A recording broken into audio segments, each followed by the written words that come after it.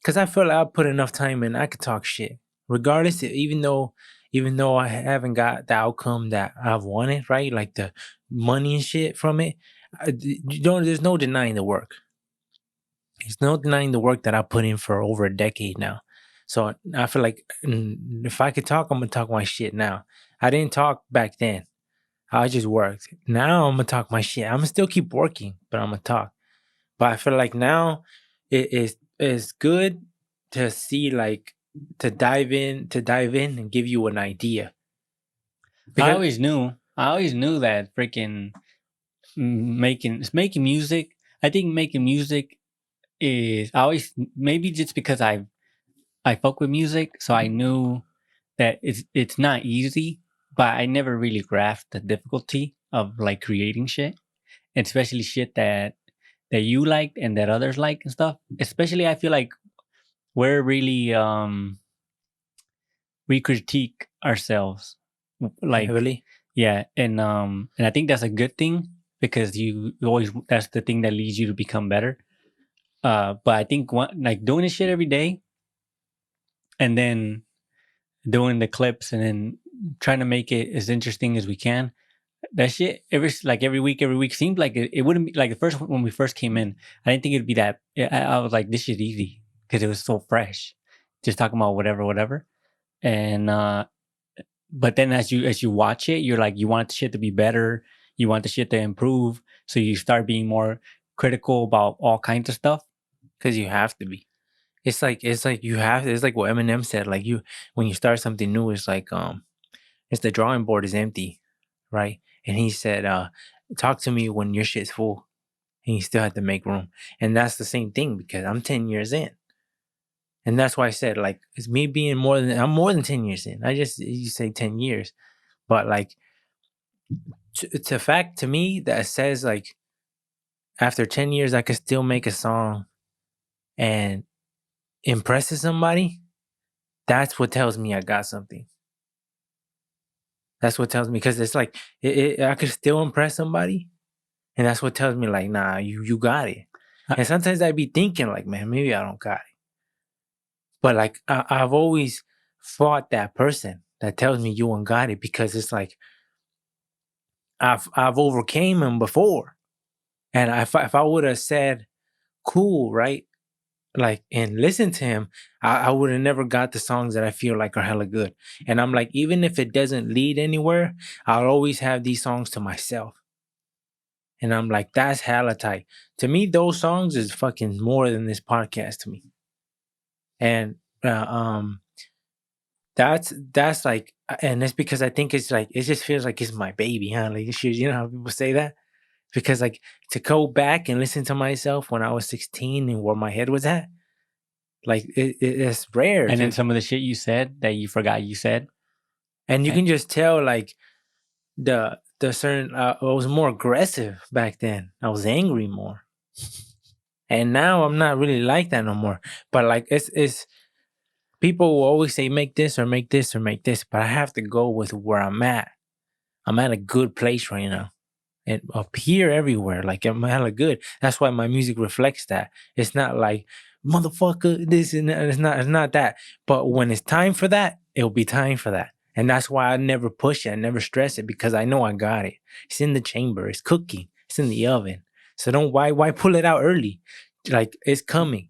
And I understand people are fans of, some people are fans of like the hardcore shit, and some people are fans of the singing shit, whatever. But I can't go in the studio to be like, I gotta please this certain person. I just gotta do whatever comes to me.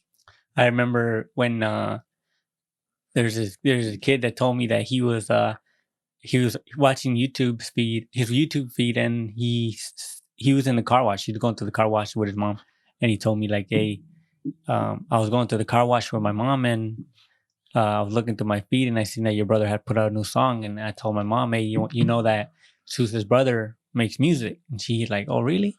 And he's like, yeah, listen to this, and he played Clementine. Is when you had put that out, Yeah. and she was like, "Oh, this is pretty good." And then I think because people don't, I think the because whoever knows you in real life And when people say, "Oh, he raps or he makes music," automatically they think it's a certain genre or a certain. They're expecting a certain type of song or music, right?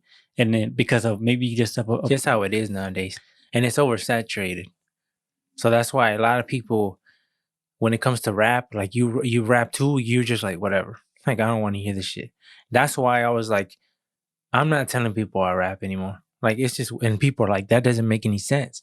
You should tell people, and it's like, nah. I just feel like, and I just don't feel like bugging motherfuckers with my shit. I'm like, it will, and I don't know. But people tell me like the feeling when I get is different because when like I meet people and I talk to them and we're all good, whatever, and they don't know nothing about me, right? They just know like I'm a normal person. Well, I am a normal person. And then they just come to me like 2, 3 months later and be like, "You make music?" And then they listen to my shit and they're like, "This shit is good. Like, why didn't you never told me?" I like that approach better because it's more it's like, more genuine. yeah, because I didn't force you. I feel like artists always gotta force you. Go listen to my shit. Go listen to my shit. And I'm just like, whatever. Like, if you don't want to listen to it, don't listen to it. You're just tight. You're just tight to have that thing. But I think maybe we are like losing certain. You can gain certain people by just doing that. But It probably just putting the word out there is probably the move that everybody would say to do. But I feel like this, like even like this shit, I don't tell anyone. Like if they find out, they find out. But I'm not putting this so that everyone around me like comes and tells me, "Oh, you do this, you do." I don't, because this is just what we do. This is just I feel like this is just part of life. And when it comes to my life, I don't like putting anything up. Like obviously we're putting this up, right? But when it comes to my personal life, I don't go brag about it, do any because I don't need. I don't like the. I don't and we like the ain't shit attention that anyways. much. And we ain't shit anyways. Yeah. And I feel like when you do that, it kind of like gives off an impression that you're better than someone or something because you got a certain thing or not. And I'm like, I just feel like a normal person. I just feel like, and that's why I feel like certain people may relate because we have the same thoughts that probably they do. Like, I'm not good enough. But it just goes to show you that if you ignore that motherfucker, you can do things. I'm not saying you're gonna blow up and be the fucking top one as possible, but I'm just saying that for sure you will do something you're proud of if you ignore that motherfucker. And what's that song? There's a song that says something about like and maybe it's Ritz, I'm not sure. But it says like if you basically if you quit before you even start, you'll never know what could have been achieved. Right? Because it's like it's the same thing as when it's like It's not that that shit that David Goggins said. Remember how he said like the shit that like scares him or something like that is dying, and God looking at him and reading him a list of like Navy SEAL, this, and this, and then you being like, oh, wrong person, like that's not me. And God's like, this is who you could have been or who you should have been. yeah. And that's like, right? Because it's like, that's how I feel like there has to be reason and purpose. And I feel like there's people who are not here today. So because they're not here and I'm here, I'm like, God, it goes back to God. I know people in religion and stuff, but me, I'm like, gotta be a reason, right? God has me here for a reason. And it took me, I used to think about like, we're still kids. So like our thoughts and our feelings don't really mean shit because we're kids, because every time you growing up, all the parents would always tell you like, you don't know shit, you're a kid. But when I seen my friend die at 23, that's when I'm like, throw all that shit out the window. Because when you can die tomorrow, that means that was my whole life. So to tell somebody you don't mean shit, their life isn't guaranteed. So I'm like, that's what changed my whole perspective.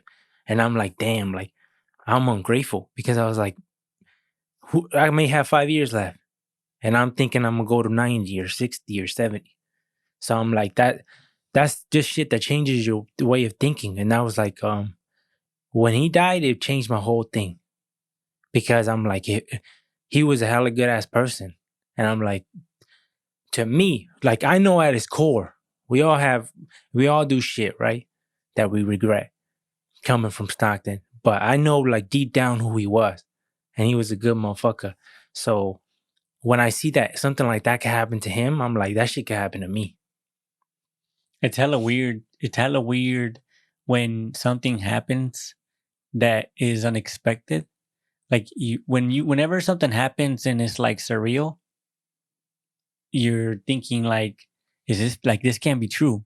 And I all these people that I know that tell me, oh my I lost my parent, or like my brother, my sister, my kid, and I'm like, it's uh it's a lot more common than I thought. Everything I do, everything as far as how I perceive life, all that is based off my life, my point of view. So like even growing up, I always thought people had two parents.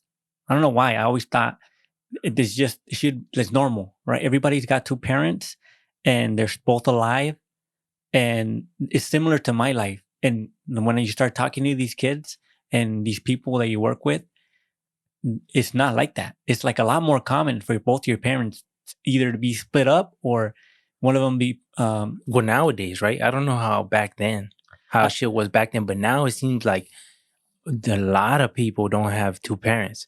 Seems like they're missing one, and I just feel like everybody has their own, like, their cards. I remember when I used to talk to this girl in high school, and I told her about our brother Alex, and she was like, wow. She's like, how do you deal with that, right? And I was like, it just is what it is. So I'm like, but she's just like, you could tell in her head, she's like, fuck, like, you got a bad card. But in my head, like, I'm like, nah, because people got a bad card. Like, I just think that a lot of us probably think that the other person has a bad card, but like, people can definitely look at our situation and be like, damn, because how can you not, right? How can you not? But the same way they could sympathize with us because of our little brother, I could sympathize with them because they don't have a parent, or because they lost their dad at like 5 or 10, and I'm like, damn, that sucks. So it's like a weird thing that just how life is, and that shit's rough. yeah, I'm hella grateful. That's why I say I know I'm this kind of makes me a little nervous because I'm like About life. life's been too good to us. Like I feel like life's been like people say, yeah, like you said about our brother. That I think that's probably the worst card we got. But even then, But we don't look at it like that though. yeah, I feel But like it. but the situation is what it is though. So that way somebody from the outside can look at the situation and be like, damn. And a lot of people just don't. Some people don't understand, but the people who understand, they be like, damn, right? Because it's there's a whole different thing when it comes to taking care of somebody like that, especially if you stick around. A lot of people don't stick around; they leave. And but life in general is just gonna be like that. It's gonna be unexpected. Yeah, and that's why I'm like, I wonder what's to come. And that's just scary because you grow. Well, we've all grown accustomed to each other being around every day, right? Our siblings and our parents, and that. There's no there's no way we can proceed in life. Eventually, something's bad gonna happen. Yeah, but I don't think there's no reason to live in fear. So that's why I told, like, I remember our niece used to say, like, uh, she overthinks a lot, and she would say, I'm like, what do you worry about? Like, I don't like, because I don't worry like that. So you do, and she's like, well, like, what if somebody dies? Like, what if my grandma dies or somebody dies and stuff like that? And I'm like, well, there's no reason to like save your sadness for that day, right? Because it's like there's no reason to just be in your thoughts for it. Like me, I know I can die at any day, any moment, right? But I'm already at peace with myself. And I'm like, I got my faith and my belief. So I'm like, I'm good. I just hope that it's like the only thing I worry about is Alex. Because I'm like, damn, I know that if I'm gone, it's only gonna be harder for him and you. And likewise, if you're gone, it's gonna be harder for me. It's a damn nightmare, right? But we would have to adjust. I know, And but just the thought of it, and I just knowing that it's possible. Like I don't worry about it. I don't overthink it or nothing. I just know that eventually something can something's happen. gonna happen, and I'm like I'm just hoping that we're prepared. But we'll figure it out. I know we'll figure it out because so long as we got so long as we have Alex still to take care of, No matter what, we'll figure it out. We'll make it happen. And it's just that we have egos. So we're like, I think a lot of us are like that. Where we're just like, it's not gonna happen to us, but they will. And don't think like that. That's why I take all precautions. That's why I know, like, for example, when I drive in the car, as long as I do my best, right? I put my seatbelt on. I'm driving the speed limit. I'm not driving recklessly. I'm looking at my mirrors. I'm doing my best. If something happens, then it's good. I'm all good. Cause I'm like, God got me. That's why I know that, like, God got me. So I ain't tripping. I ain't worried. Because like when like my friend died from a car accident, and like there's like when the wheel flew off the van, like that could have been way worse than what it was. So it just makes you think. The wheel flew off Yeah, the the wheel van flew for off you. the van. Like it could have flipped. I was right next to the ditch. I could have led into the ditch, and I reacted straight off instinct, and my instinct was good. And if I didn't react that way, I could have fell in the ditch. I could have done whatever. And that's why I'm just like, God got me, because that's why I said, like, I don't understand, like, why God didn't have him.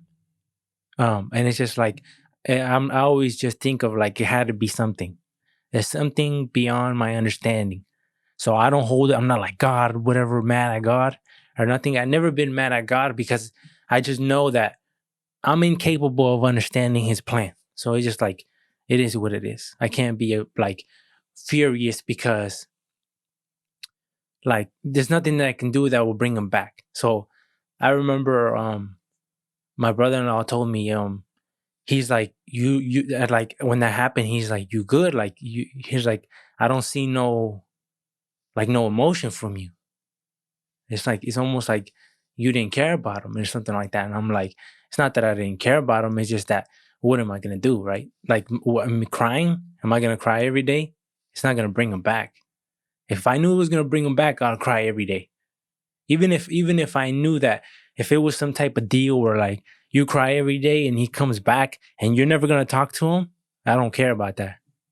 I'd cry every day. But because I know that that's just not how it works, I just gotta dust myself off and keep going. And I just gotta keep that fool in my thoughts and with me. And it's been years. And sometimes I'd be like, damn, like this time is going by. I'm 27. And he was 23. It's been like 4 or 5 years. And I'm like, damn, like time is going by. And it gets to me because it's like I still think of that dude all the time. All the time I still think about him. And I'm like, that shit's just not gonna go away with me. And it's good. I like being reminded because I don't like the idea of somebody who I fuck with like that just to be gone. Like in my head, he has to be there. Have you ever had any, like, you know how you're talking about accidents? Have you ever had any close calls Where like I could have died. where something, because I remember there's been multiple times where like when we've gone to school and like we were it was icy and the cars like slid and went into like oncoming traffic lanes, but there was just no cars coming. So like we were able to just get back on the other, like do a U-turn and get back on the road. But I'm like, there's been a lot of stuff that's happened to us where I'm like we got away with pretty A lot of close shit, calls. huh? Like we make fatal errors, huh? And somehow we're straight. Especially like here in Michigan, because you see all the time, every year, you see cars that slid off. All the time. That slid off or flip. And I'm like, that shit is dangerous. So it's just another thing that goes on top of that.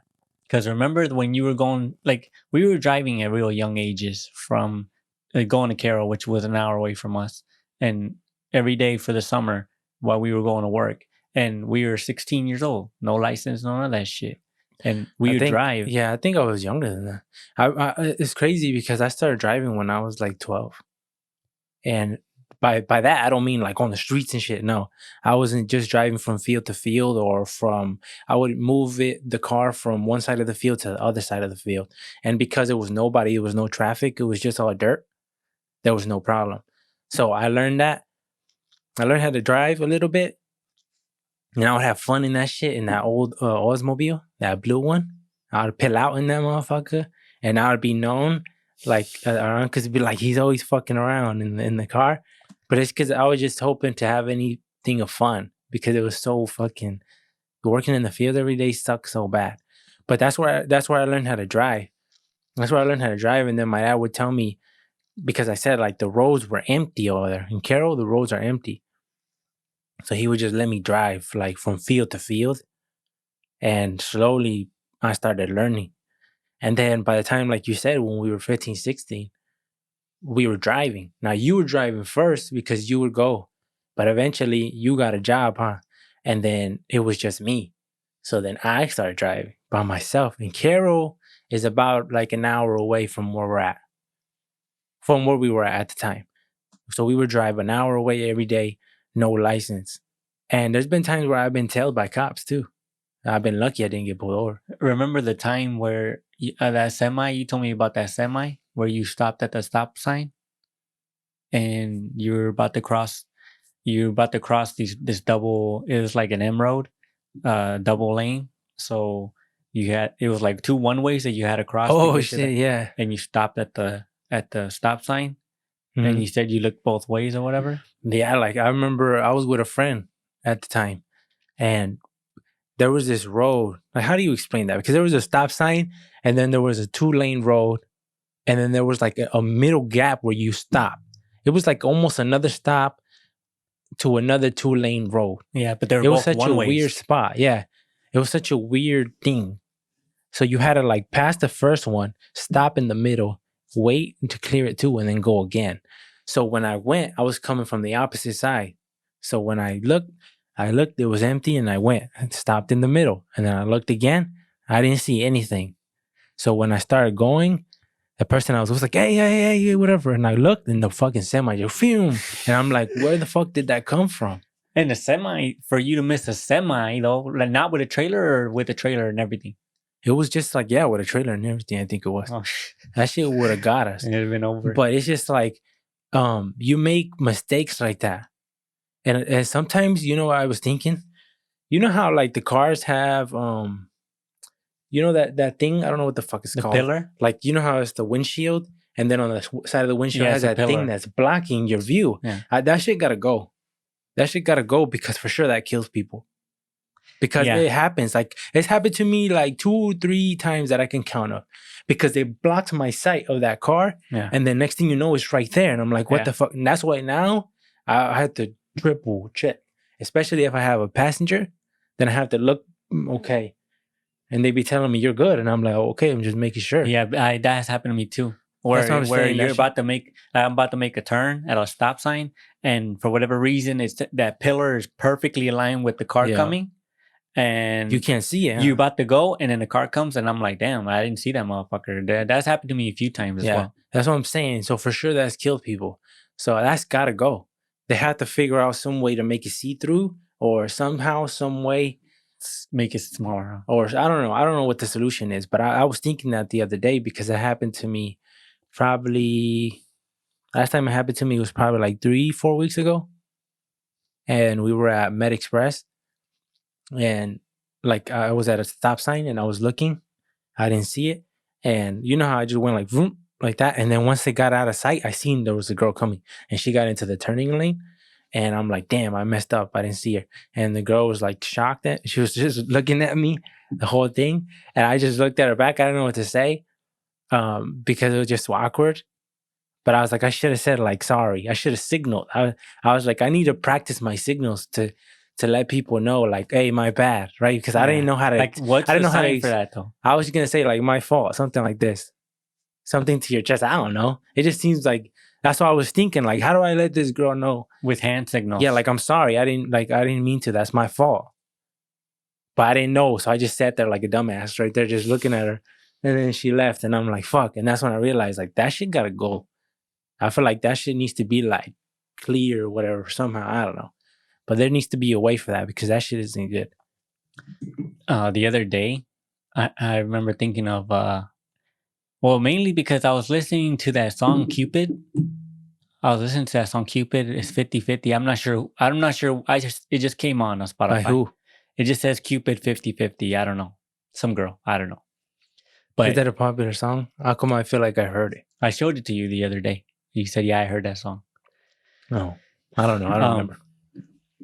Well, I heard that song, and then one of the kids from work came up to me and told me like, "Hey," like he was like just standing there watching me, and then he's like, "Hey man, who broke your heart?" type shit, and then and then it made me laugh. But later on in the day, I was thinking about it, and I started thinking of the the first time my ass was in love.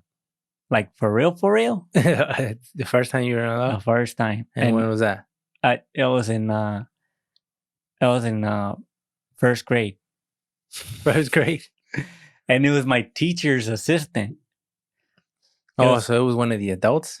Yeah, it was my teacher's assistant. How adult though? Like 16, 17. Oh, I thought you were gonna say 60. I was gonna say Oh shit. The teacher had an assistant and she was like 17. I'm not sure like how that works or what.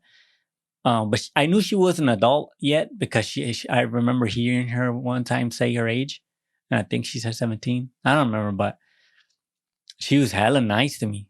And I remember thinking like, and then when she came and she was hella nice to me, and she would talk to me, and she smelled hella good. Because as a little kid, I'm like, yeah, man, one day I'm gonna marry her for sure. Oh shit. And I was like, I knew it was love for sure because I would think shit like that. Like, yeah, when I get old, I'm gonna marry her. And I would think like damn, man. Like, that's weird thoughts to be having as a kid though. Yeah, but first grade. I remember thinking that for sure. Like, yeah. And I would play, we had computers at the time.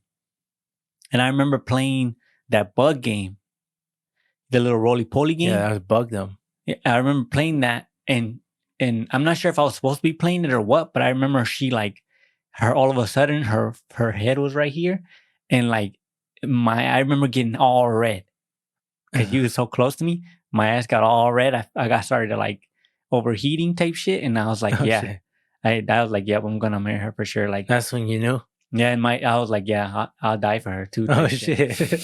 Damn. Yeah, that shit was funny though. But I remember too. Also, freaking when we were at Holt Elementary, this was like 5th grade, 6th grade. There's a girl that I liked her, but I didn't want nobody to know I liked her type shit. And she had a big ass forehead. But I remember thinking, like how big? Like to here. Oh shit! And I remember as a kid too. Yeah, but I don't like. Don't you think you gotta grow the forehead as you get older? You have to grow it. She just had a big forehead or a big head. I don't know, but or people say stuff about it. Yeah, people would make fun of her. Oh, people would. This was when in 5th grade. Oh, yeah, 5th grade, which is what? How old? I don't know this shit. For probably like 8. Oh, okay. And yeah, I remember thinking I like her, and I didn't want to tell nobody because I thought people were gonna make fun of me too for liking her. But she was always nice to me. I was always nice to her. But I remember our sister told us, our sisters had a friend, and it was her older sister. And she told me, "You like her, huh?" Her sister told me, "Hey, you like her, huh?" And I'm like, "No." And she's like, "Yeah, yeah, you do." And I was like, "Don't tell nobody. Don't tell nobody." She's like, "Why?" And then I'm like, "Just don't tell nobody." But I remember it's just because you're a kid. You don't want. I didn't even want to wear glasses because when I was a kid in the 5th grade in middle school, I didn't want to wear glasses because you're so worried about people making fun of you and shit. Yeah, you feel like you want to fit in. You don't want to stand out, so you do anything and everything you can do in order to fit in. So I didn't even want to wear glasses. I didn't want to stand out from any of the other people that were in my class. And it's crazy how much you care about people's opinions. Yeah. Huh? Especially, I think you grow out of it. Well, maybe you don't. A lot of people don't. But I remember too being like that too, because I remember this was Holt 2, and there was a girl I liked there. But I was always like, I was never like gonna let her know that I like her. But I'm like I don't know why, right? I just felt like, what's the point then? Like, you're just gonna keep it to yourself. But I think we were kids though. But I think that's how kids. That's kid shit though. I think that's how the typical kid. Because Like what kid? Like I wonder what other kids' stories. Like like I wonder other people's first time that they like. I think because as a guy though, huh, you have to be the one who actually makes the interaction. So I think that's why I think even for people now, it's not so easy because especially they're like uh girls are so quick to turn you down, huh? Nah, whatever, get up out of here. Or you're labeled such so many things just off of whatever, like you're a creep or get the fuck away from me. So it's like just that approach. A lot of people don't want that approach. But as a kid too, like I remember liking her and I remember another kid liking her and being more like open to letting her know. And I was like, fuck, I don't like that. But I'm like, what? I wasn't gonna do nothing. It's just because I was just being a bitch and didn't want to say nothing. But at that time, we were little kids. I wonder if there's some type of AI out there. If they made something where like every person that you were friends with as a kid, like if somehow you can, it'd be like some type of like Facebook type thing. To see, it's basically Facebook. It's basically Facebook, but I don't want to go around and put the work in to search and. But it's cool though. It's cool when you meet people like that. Like because then they like I don't know. It's different when you know somebody from a kid. I think it just makes the relationship somehow better. I don't know. There was this girl who messaged me on Instagram. I think it was on Instagram. And she's like, are you Francisco? And I'm like, yeah. And she's like, you used to go to Grunsky? And I was like, yeah, and you used to hang around with Alex, which was my friend. And I was like, yeah. And she's like, oh yeah, I remember you. She's like, I remember you. And she's like, you always used to smack my thighs. And I'm like, what? And she's like, remember back then there was like, I don't know if this was in every school, but there was like Thunder Thigh Thursday or some shit like that. And what you would do is like, that's like sexual assault type shit. Yeah. You would just go and you would just smack a girl's thighs, I guess. Hard? Nah, I mean, you're kids. Oh. But it was always like a plaything. Like it wasn't like you were doing it against like girls, none like that. Like the girls knew that, and at least we were right. I don't know if this is the world thing. Like there was a bunch of stuff, but she's like, you always used to do that, and she's like, I always used to hate you because you used to do that to me. And I'm like, I was like, I'm sorry then. I'm sorry about that. And she's like, that was years ago. Don't worry about it, whatever. But she's like, how you been, whatever. Then we started talking, and then we're cool now. So it's just weird that you can meet people, but I don't put the effort in, see? And she put the effort in to just be like, hey, what's up? Why you been? Stuff like that. And I don't do that. And I'm like, but it's because sometimes I have a problem with names though. Sometimes I know their first name, but not their last. So I'm just like, fuck, what was their last name? I never like bugging people like to. But I think that's what everybody thinks like. And because we think like that, we don't interact with each other. Because sometimes randomly, like if it happens in real life, and I'm like, let's say I'm like not looking forward to something, like an event of some sort, and I'm not looking forward to it because there's gonna be a lot of like I gotta have to speak to a shit ton of people, and I'm like, and then sometimes too, I just feel like sometimes you have to feel a lot of people want to meet up, huh? And which is cool, but sometimes like if I can't do it, or like I'm busy or I'm doing this, because I always prioritize my family.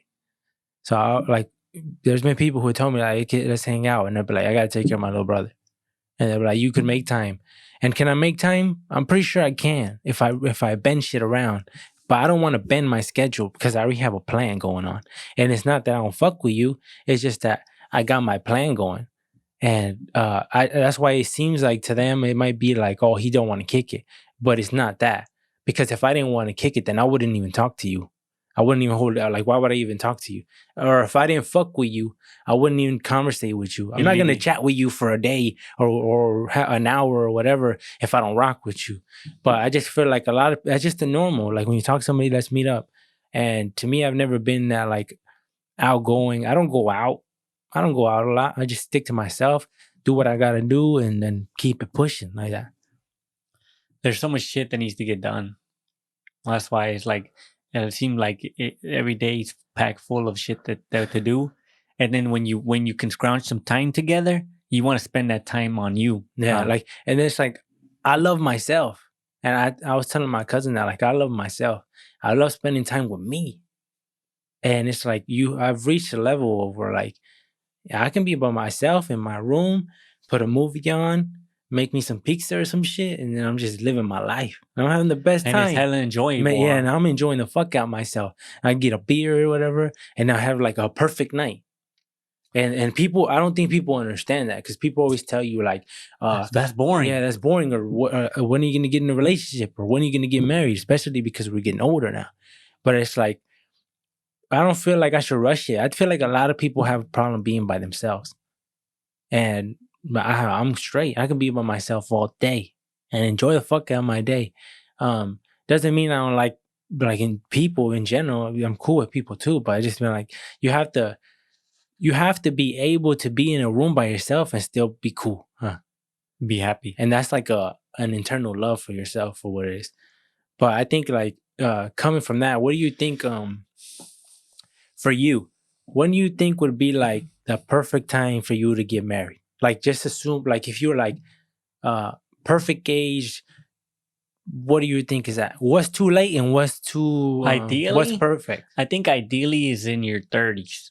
At 30s, maybe late, doesn't matter, late, early, does some shit like that. It all depends on how, I think it all depends on how fast you can, well, what level you're at. That's what it depends on, because there's so much shit I need to get done right now. Right. And I just feel like in your 20s, huh? It seems too early. yeah, it seems way seems too too early early. because you haven't really fully lived. And especially when you like getting married is a big decision, especially because you're going to spend the rest of your life with that person. And then there's so much shit that goes into that, with so many people fucking splitting up nowadays. And that's one of the things that like I don't want. Like, I don't want to have a kid with somebody and then it don't work out and then my kid suffers from that.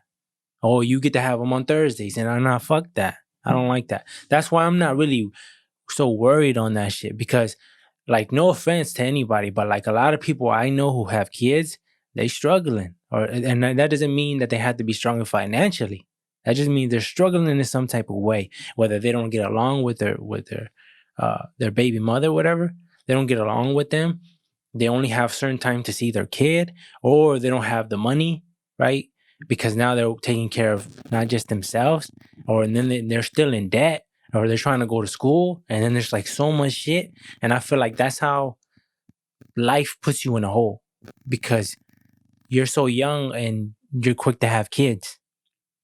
And I feel like some people need to like chill, huh? Yeah, And if I would give any advice, life advice, like I don't know shit about shit. yeah, I don't want to sound like I know anything better, Yeah. or I'm trying to tell people what the fuck to do. This is just how I see it, and my view may be wrong, but to me it's right. But It's worked out for me as far as like, if I were to tell you as far as happiness, right? This plan, what I've been on, my road been, at least for me, it's worked out. And I always tell people, because people always separate. Like, people have brothers and shit like that, and then they just separate. And when you separate, it makes it worse, because now you have to pay for your own house and pay for your own thing and everything. And you have, chances are you have an empty room in that motherfucker anyways. So when you get together with your brother or your sister or two people, now the payment's easier. Now, what does that mean? That means you have more freedom. That means you could do shit you don't want to do, because if I don't got it, you got it. And that's the shit that makes us work the way we can work. Because the way our shit works is we work with each other. If you don't got it, I got it. And if you can't do it, I'll do it. And it's just how, and because you have another person like that, it makes life hella easier. That's why I was telling people, like, together, you can be a powerhouse. But if you try to steer by yourself, you can do it. I'm not saying you can't do it. You can definitely do it. But it's just gonna make it harder for you. Society views Like living at home as like a as a red flag, or a freaking, as like a negative badge on you. Like, you live with your parents, like you're a loser type shit. And it's like, whatever, right? People can say whatever they want to say, but I know at the end of the day, I don't give a fuck. I'm doing this because I know it's gonna make my life better. As far as happiness, as far as like struggle free, stress free, all that shit, it's gonna make it way better. But not only your life better, the people around you better. And people don't want to make no sacrifices. People think like, you live at your mom, that means you're not capable. But me and you could jump in the field right now and make shit happen. But we don't do that because we're not selfish. we make sure our people is good. And by us staying here, that means that my mom has a better life, my dad has a better life, and Alex, more importantly, has a better life. My little brother, who has a disability. So we have to be able to, if we like, to take care of him is a whole team shit. So it's like the way we work is how we get shit done together. You can't like, but that's just us. And I'm not telling anybody. You can tell, like you said, do whatever the fuck you think's best for you. But if you come to me personally and ask me, then I'll tell you, like, if you're cool with your brother, but a lot of people are just ain't cool like that. That's what sucks. And I understand some people don't like. Not everybody's But brother. you know why I think that is too? Part of it is because they move out too early. Now, I'm sure people live together and they don't get along with their brother. But I'm sure there's people who always got along with their brother, and then it's just 18, 19, then they get a girlfriend and they split up. And then after a while, they're just over here and they're over there. It just is what it is. It's because that's how life has taught you to do it. And to the point where, like, there's certain people who would be like, you're 18, get the fuck out of here. You know people personally that their parents have told them, you're 18, get the fuck out of here. Or pay rent. Make it on your own. I mean, paying rent's fine. Yeah, but it's like, okay, you want to put all these rules and then you want them to pay so much money. He's like, well, might as well have my own place then. Yeah, but it's like, different though. It's different though, because I think too, you do have to give your parents like that privacy too. Like you can't. I think Alex is the glue why it is the way it is. Because if it wasn't, we would have been out. And not because we don't want to be here. It's just because I would want to give my mom that privacy. So this is your house. But because of Alex, this is the glue. And this is how this shit functions. Like we move shit hella differently. My dad's like, we're building a driveway. And then we're like, fuck, all right, whatever. And then we end up doing it. Like we didn't even expect it. My dad is more of like a doer, huh? He's not like let me set a game plan and that shit. He'll think about it. He'll think about it for a few days. He might talk it to a few people here and there, one of us. But then once he gets it, like he gets an opportunity, like somebody let him borrow an equipment or something. He just does it. He just goes to it. Like I came home from work that day. I didn't know we were gonna take all the driveway rock shit off, the cement, like take it off and then dump it and then fucking brand new driveway. I don't know shit about cement. I don't know shit about driveway. I don't know shit about shit. Do. And he just one day he just brought home a fucking Bobcat. I just seen him, with the Bobcat. I was there. You were at work, I think. He just came and I'm like, he's like, I'm gonna knock out the thing. I'm like, what? That's Mexican shit, huh? And I'm like, all right. But my dad too, he knows, and I like that though, because he has that role of like, what I say goes. And I like that because that's my dad. So it's like, you earn that. You could say, even though at times it'd be like, fuck, because it affects my schedule. I already have something planned. At the end of the day, you have that right to be like, it don't bother me because it's just like you help me, I help you type shit all the time. So he's like, we'll get it done. And we get it done and it gets done. And that's why like we were able to do so much shit. The shingles and shit, you just fuck. One day we're taking out shingles. Next day we're fucking doing some other shit. But I feel like plumbing, you don't call a plumber. You fix it yourself. You call plumbers as a last resort. Or anybody to come help. When our furnace fucked up in the winter, the first thing wasn't like, let's call the furnace people. It was like, go figure it out, at 12 in the morning. 12 in the morning, 1 a.m., trying to figure this shit out. Like, what the fuck we gonna do? Ordering parts. Until last resort, you're like, yeah, we can't fix this. And we have to because it's the winter time. You have to. That's always last resort. But because of that, I've been able to learn so much shit from my dad. Like, my dad used to be an electrician and he taught me how to do a bunch of shit. And that's how we got these lights. And it's tight because now I have that under my belt. And now projects don't, what do they call that? Intimidate me. Like, it was like, I just think like, what I want to do. And I know, like, especially because I know, like I said, going back to like, I got it, you got it. And if you don't got it, my dad got it. So now I'm like, okay, I want to build this. And they're like, yeah, we have a saw. We already have a saw because he bought it. Or we have this because he already got screws. All right, and we're good. Yeah, that's one thing that's nice about I'm not just having a dad around that's like a tinkerer, where he just because he's your dad, you automatically learn shit. And it's not it put me in a place where I'm not like there's nothing in this world can do where it's scary, right? Like the world can throw What? anything Yeah, at me, and I know because we have each other, we'll and be figure it out. straight. Yeah, there's nothing. Whether it is whatever it has, whether it's money, whether it's work wise Yeah, shit. and that's the power of numbers, because it's like I've known people who have told me their problems, and I'm like, that wouldn't stress me the way it's stressing you. But that's because I'm blessed to be in this circle. You know, I got this circle of people. But I feel you. That doesn't mean I don't feel for you. I feel you and your situation. But I'm like, I'm glad that I don't have to feel. I don't have to go through that. Like, it's not a big deal. Like for us, we could take hits because it's not just me taking the hits. The hits being divided, huh? And that's what's so cool about being together with numbers. And that could just be with your brother, your sister, your cousin, your best friend, or whatever. Just like they do in high school. You know how a lot of people, not high school, college. You know how a lot of people they rent dorms or they rent outside of the college, and they pay their shit together. That's how you do it. But you just have to be willing to suffer. And I think in your 20s you have to suffer. That's where you just go through it. You go through it.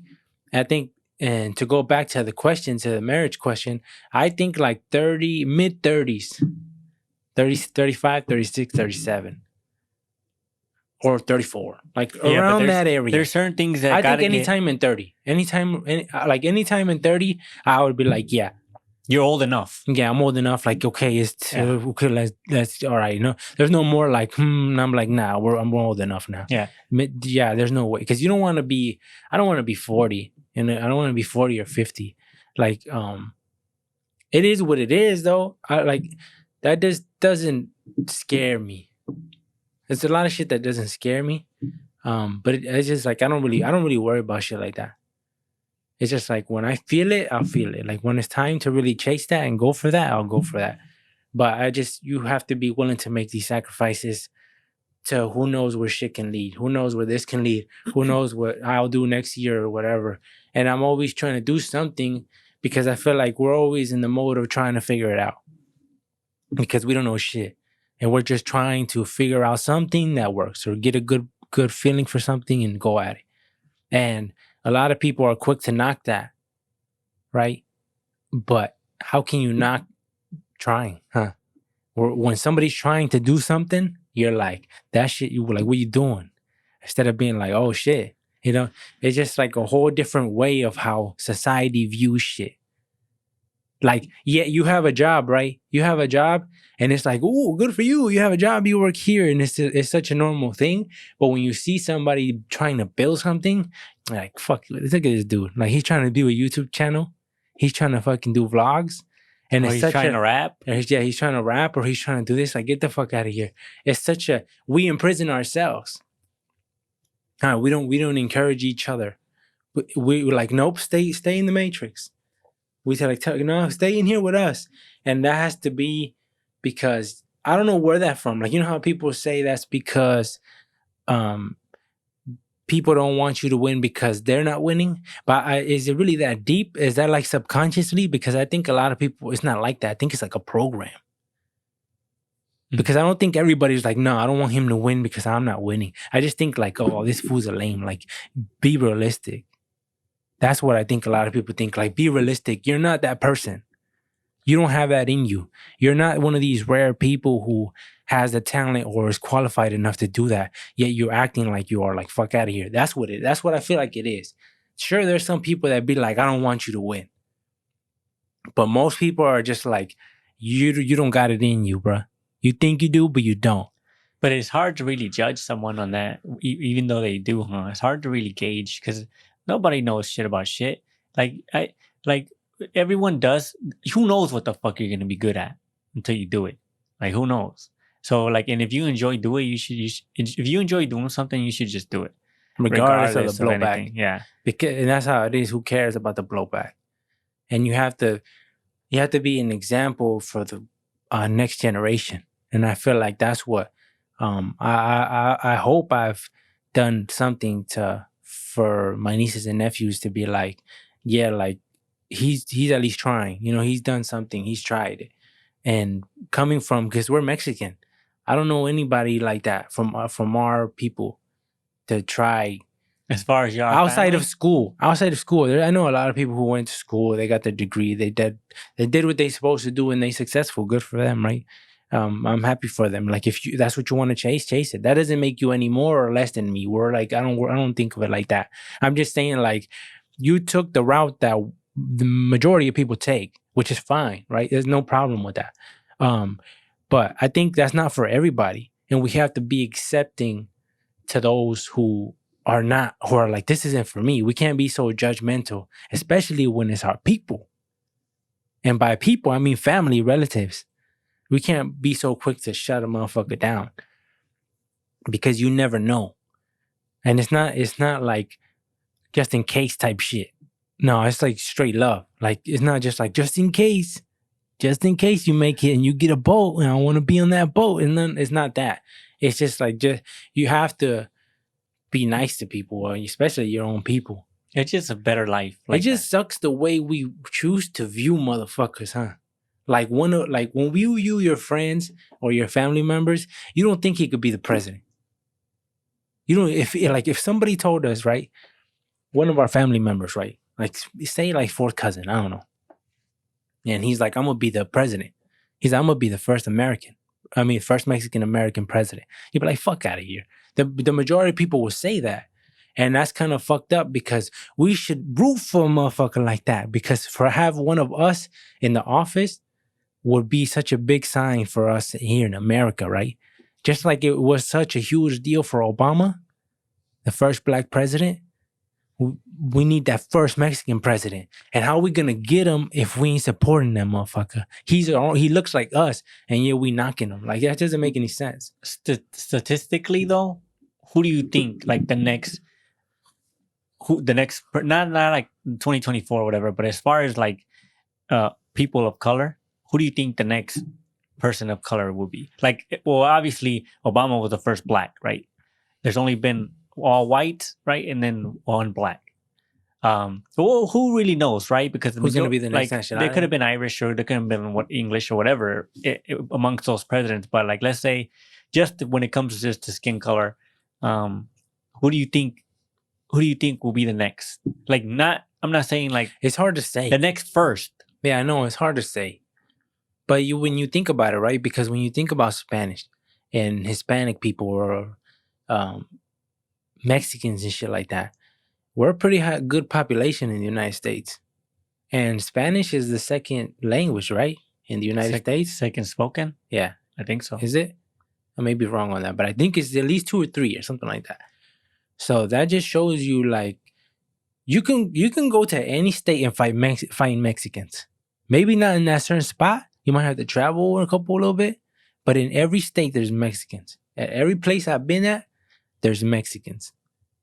I went to Mississippi and I went to Walmart and there was Mexicans in Mississippi. You're talking about Mexicans like just when I say Mexicans, I just mean like people that were born in Mexico? No. I mean like Hispanics or Latinos. So just even if they could be from like second Cuba, generation. they could be from they could be Dominican Republic, they could be other people who speak Spanish, people who look like us, because when you look like us, it's the same thing. It's not like, oh, you're from over there. No, you're not this. No, we're all the same shit. If you look like us and speak like us, you're part of the group. You're part of the group and you're part of the change. Like, so any of them, when you see Spanish speaking people in places like Mississippi, it's like, in the middle of nowhere where we were working at, and you just pull up to the Walmart and there's Mexicans. Grenada? Is that what that's what it's called? Grenada. Grenada? Mississippi? That's where we were at. For whatever reason, the Domino's there. Yeah, that's what I was about to say. Domino's be popping over there. Like whoever be working over there. Yeah. They should, for whatever. I think that Domino's is like a 9 point something. Huh? Yeah, I don't know what it is about that specific Domino's. It has to be probably like the cooks there. Somebody's passionate. They need to give them a higher rating, more money, or do something. Yeah, because it's a small little like. Yeah, it's hella small, right? little place And they were always hella cool too. The people in there was always hella cool. That shit would always be hella good. That shit was like 30 minutes away, right? And we'd have to Probably get like a little bit we'd more.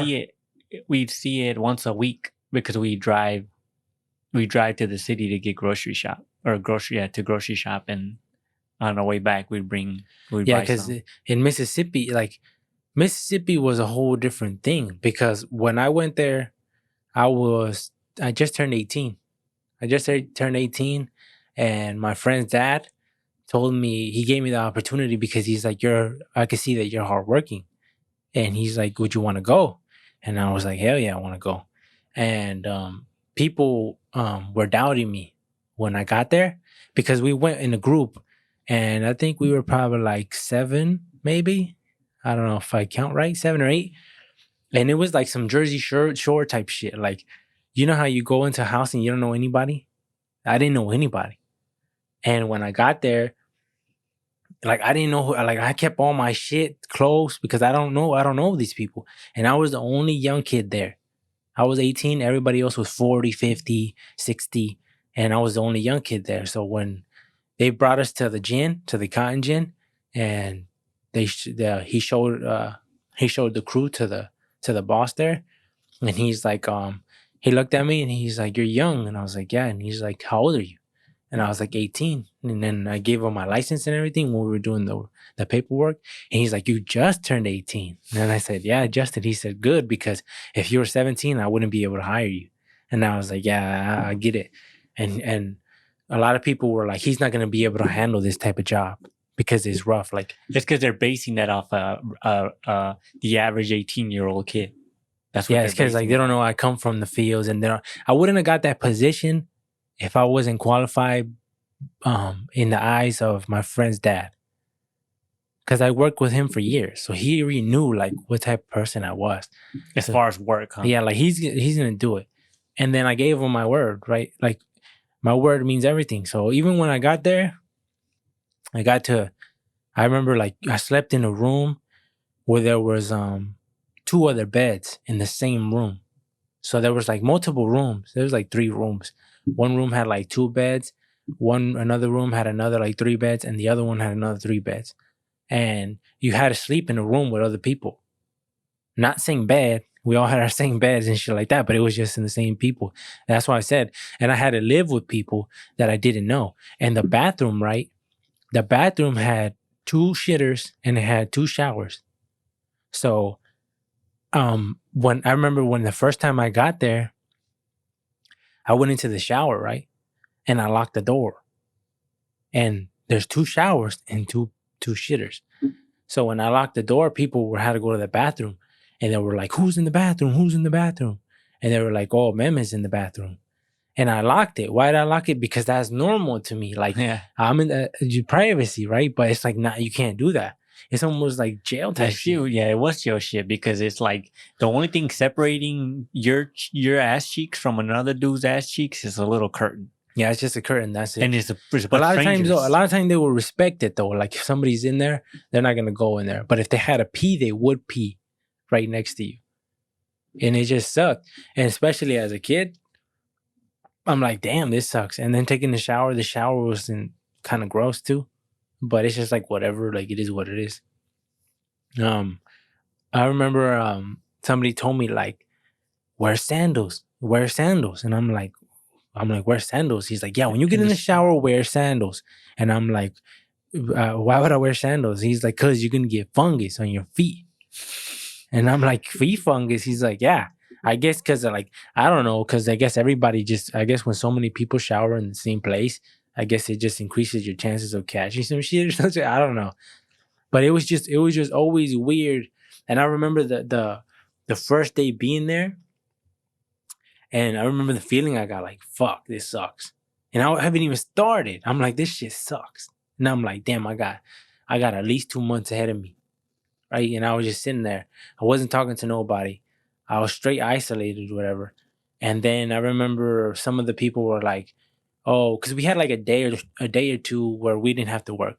So they were like, oh, we're going to go fishing. And in my head, I'm like, damn, I want to go fishing too. That sounds tight. But they just went. Like, they didn't invite me. So I'm like, well, I'm not just gonna go with them. They didn't invite me, so I just stayed at the house. And By yourself?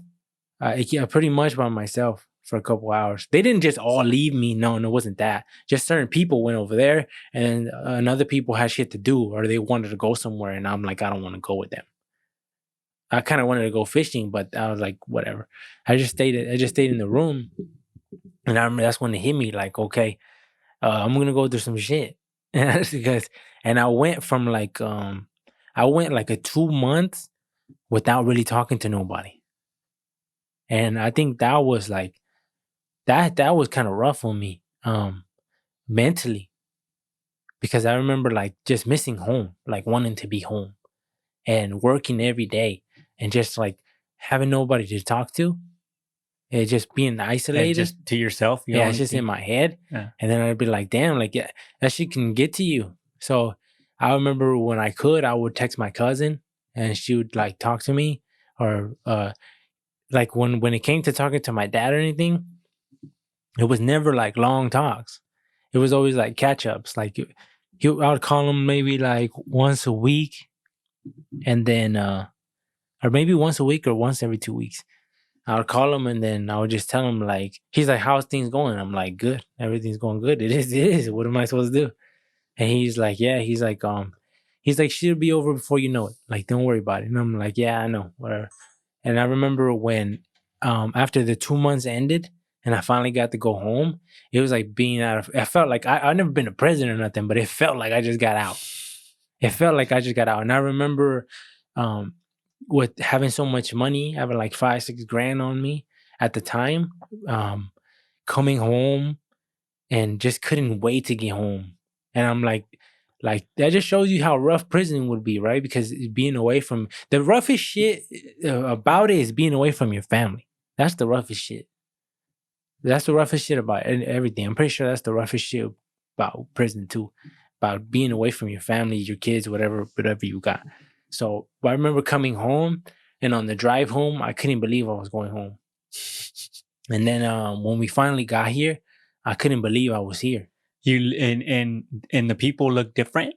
Like, do the people look like? I remember it was a little weird seeing you.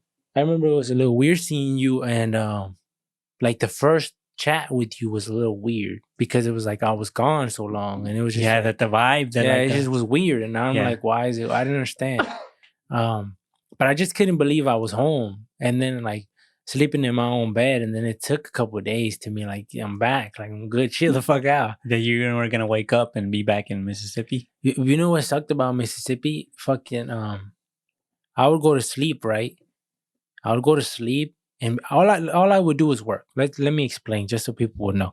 I would wake up probably like at 6 in the morning. I would start work at 7, and then we would leave like at 8 or 9. I don't know. We start at 6. Oh, it was 6, so my bad. So then I would wake up at 5. I would wake up at 5, go to work at 6, and then come out like at what? Because it was 14 hours. We come out at like 7 or 8. No, 8 o'clock. We come out at 8 o'clock. And at this point, you're talking about when you were with me, which was a different year. No, I'm talking about when I was by myself, just to make it clear. I'd wake up at 5, go to work at 6, come home at 7 something, right? Work all day. And my position I was just a sample guy. But I would just work all day, and when I would get home, right, I would stay up a little bit, just like on my phone, watch whatever, entertain myself, whatever. And then I would just go to sleep. But I would go to sleep and I would be working in my sleep. I would have dreams of me working and me fucking up to something and fucking up. And it would just like fucking fuck me up, and it would wake me up, and it would have trouble. What is it called? Going to sleep and staying asleep, because I'm like, damn, my body's getting no rest. I'm working in my dreams. Like, what the fuck? And I'm like, this shit sucks. And it would happen a lot.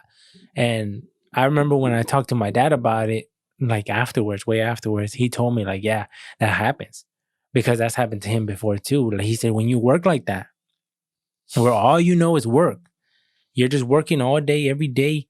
That's all you do. He said your brain sometimes doesn't let you rest. It just keeps working.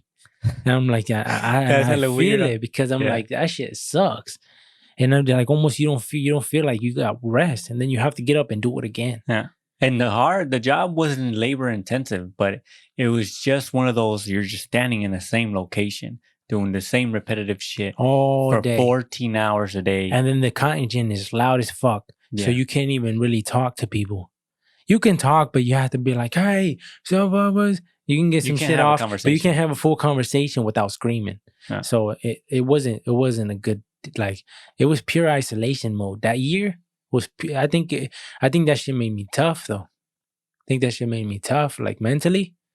I remember my friend's dad would tell me, he's like, it's almost over. He would tell me it's almost over. And this type of shit builds character. He told me this type of shit builds character. You can now say that you've been through it and you did it. You did it, and even though a lot of people didn't like think you were gonna be able to do it, like you did it right away. People got the grasp of like, okay, they knew what type of kid I was after I didn't quit. After I didn't quit, and then I came back again, and then I was like, and then people there took a like to me, right? They're like, oh yeah, I fuck with him. He works.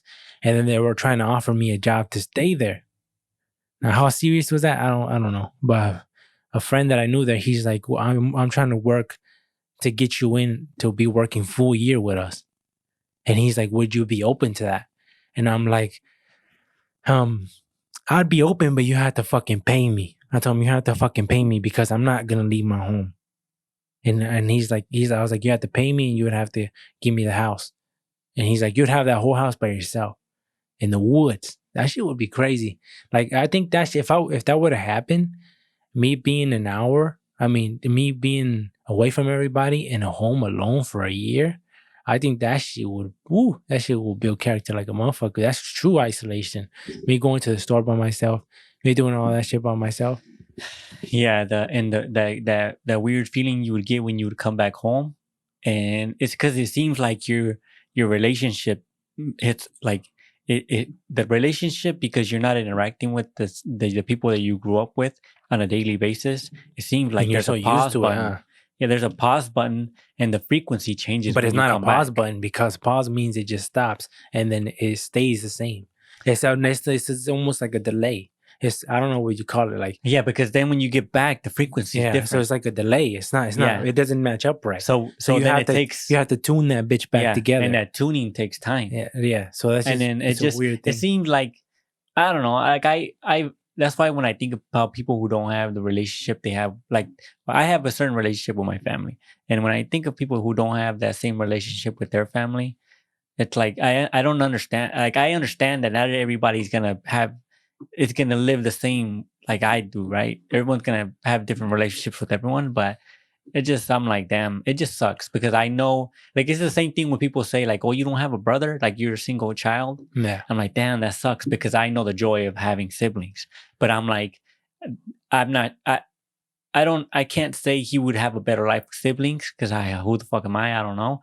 But it just seems like you're missing something, because I know what it is.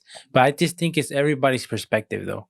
Because when we talk to somebody and we try to tell them to get along with their brother, they're like, you don't know my brother. Like, there's no getting along with him. And I understand that's true.